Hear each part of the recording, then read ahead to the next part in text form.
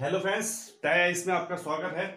देखिए प्लीज़, अगर मेरे वीडियो पसंद आया तो आप प्लीज़ लाइक कीजिएगा, सब्सक्राइब कीजिएगा अपने फ्रेंडों में। ओके, तो फ्रेंड्स मैं बता रहा था कि आपको ट्रायंगल के बारे में बता रहा था। ठीक है, ट्रायंगल में मैं 2D के बारे में बात कर रहा था। 2D यानी जिस भी चीज़ में क्षेत्रफल निकाला जा सकता है, जिसकी हाइट होती है, डिस्टेंस होती है या लंबाई होती है, वो वाली बात कर रहे हैं हम। ठीक है ना, तो ज़्यादा समय नहीं देते हुए मैं पहले आपको सबके फॉर्मूले बताऊंगा।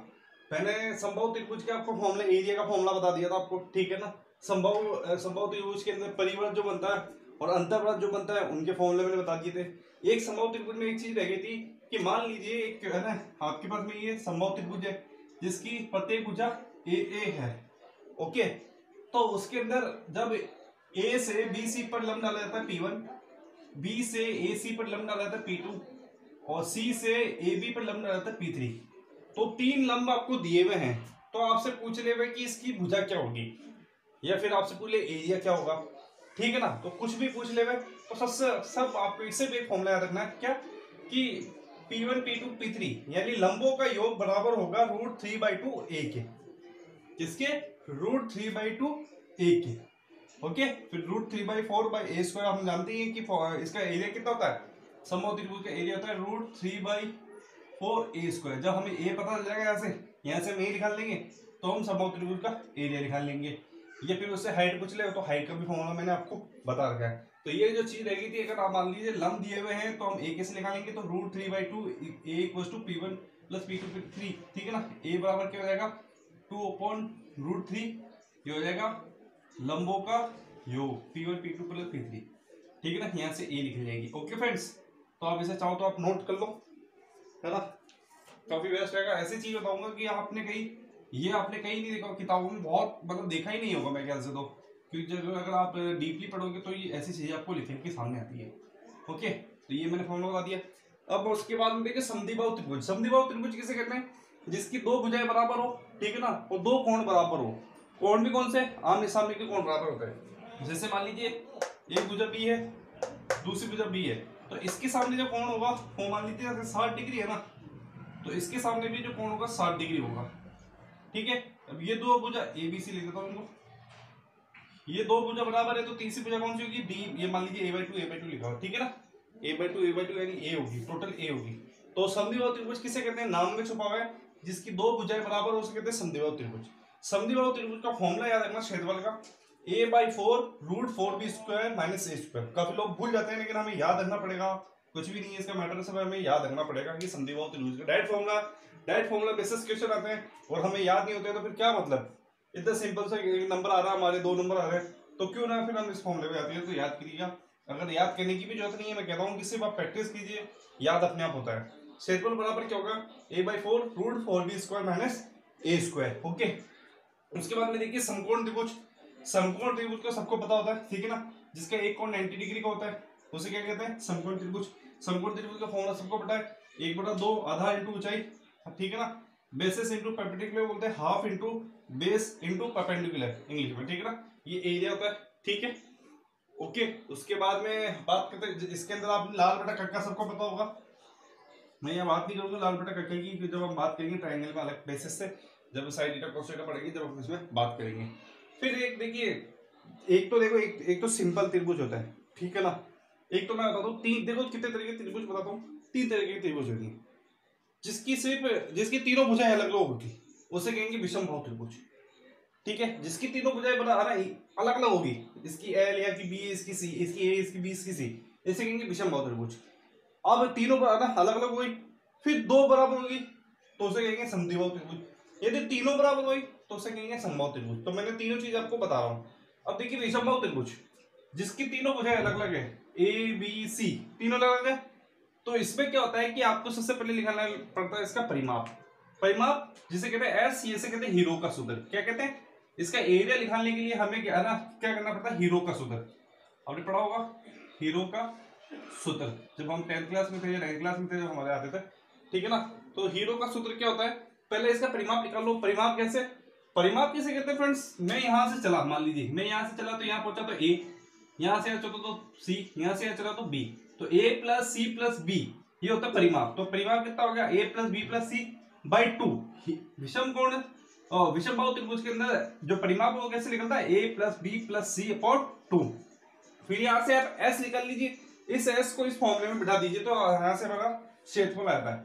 क्या आता है, क्षेत्रफल बराबर होता है रूट, अगर आपको दिख रहा है तो मेरी बात पे ध्यान दीजिएगा, मैं बोल रहा हूँ जो root s into s minus 1 है ना, ब्रैकेट बंद, ब्रैकेट चालू, s माइनस बी ब्रैकेट बंद, ब्रैकेट चालू, s माइनस सी, मतलब s मैंने जो परिमाप आता है उसको मल्टीप्लाई करना है और सारी भुजाओं को एक एक को माइनस करके आपस में मल्टीप्लाई करना है, ठीक है। और इसका अगर दूसरा क्षेत्रफल मान लीजिए आपको ये ना दे एस एस, आपको थीटा दे दे और ए और बी दो भुजा दे दे, तो क्षेत्रफल आप यहां से भी निकाल सकते हैं 1/2 A B into sine theta, ठीक है ना, आपको थीटा और ये ए बी दे दिया जाएगा। अब इसके अंदर देखिए, इसके अंदर अगर कोई वर्त बनता है, इसके अंदर कोई वर्त बन रहा है ना, मैं ऐसे बनाऊं तो उसको उसकी जो ये जो भुजा उसकी ये जो होगी त्रिज्या आर, वो कैसे निकालेंगे, आप कुछ नहीं करिए, एरिया एरिया यहाँ से निकाला हुआ है, उसके अंदर परिमाप जो एस यहाँ से निकालेंगे उसका भाग दे दीजिए। बहुत ही मतलब ये फॉर्मूला आपको हर जगह काम में आएगा। अगर आपको किसी चीज की जिस त्रिभुज के अंदर, किसी त्रिभुज के अंदर आपको लिखाना है स्मॉल आर यानी त्रिज्या निकालनी है, अंतर्वर्ती की त्रिज्या निकालनी है, तो कुछ ही मत कीजिएगा, एरिया के अंदर आप परिमाप का भाग देंगे तो त्रिज्या जाएगी।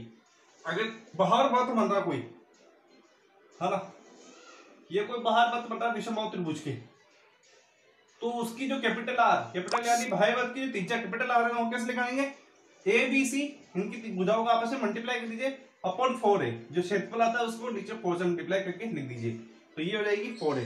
तो मैं चाहता हूँ आप एक बार इसका स्क्रीनशॉट ले लीजिए, मैं चीजें हटा देता हूँ।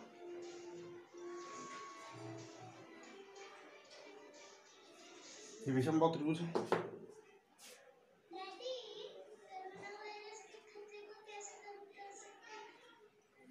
मैं आपको ये कहना चाहता हूँ कि मैं ये पहले से ही इसलिए लिख के रखता हूँ कि आप कई लोग सोचते होंगे यार ये पहले देख देख के लिख देता है फिर उसे बनाए, ऐसा नहीं है, ताकि मैं अभी न्यू यूज़र हूँ, ठीक है ना, न्यू यूट्यूबर हूँ, तो मैं चाहता नहीं हूँ कि मेरा वीडियो ज़्यादा लंबा जाए, तो मैं पहले से लिख के रख देता हूँ ताकि लिखने का मेरा समय बच जाए और मैं आपको उसको समझाने में ज़्यादा करूँ।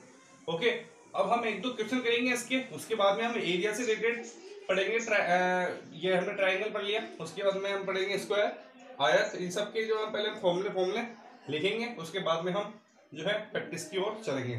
काफ़ी लंबी प्रैक्टिस करने वाले हम इसकी, लगभग 10 से 12 दिन, 10 दिन तो मैं इसकी प्रैक्टिस ही चलूँगा। ओके, तो चलता हूँ मैं आपको।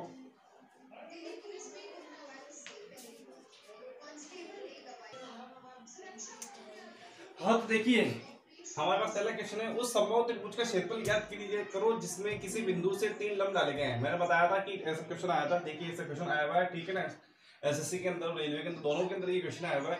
तो कुछ नहीं करना है, मैंने फॉर्मूला बताया था कि a बराबर 2/√3 है ना, p1 plus p2 plus p3, लंबों का योग कर दीजिए, 2/√3 से मल्टीप्लाई कर दीजिए।